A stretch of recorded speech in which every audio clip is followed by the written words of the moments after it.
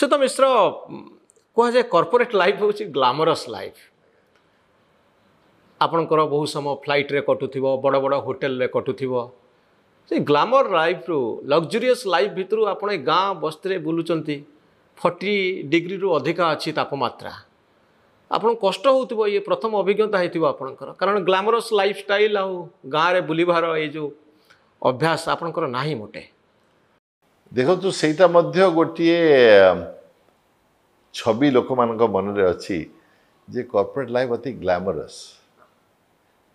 corporate life रे गोटे बहुत कथा आम शिखीचु जोटा को हुए तो सर्वसाधारण जीवन में आमको आने को पड़ो निर्वाचित प्रतिनिधि मान जोटा को आम मैंने इंग्राजी कहूँ अकाउंटेबिलिटी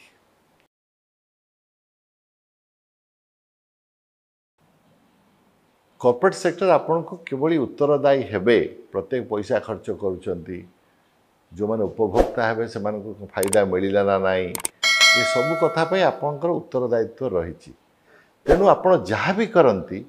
सेटा जी यार बेनिफिट पाइबे उपभोक्ता हूँ बा बेनिफिशियरी कहतु जहाँ भी कहतु तांको पाई केमिति हो सेति आपनकर जो उत्तरदायित्व रही से आप सब सजग था कि ग्लैमरस लाइफस्टाइल आपनकर थिला कि नहीं नहीं मुझे कहूँ उत्तरदायित्व जितेबाला आपण गुरुत्व सहित नेमे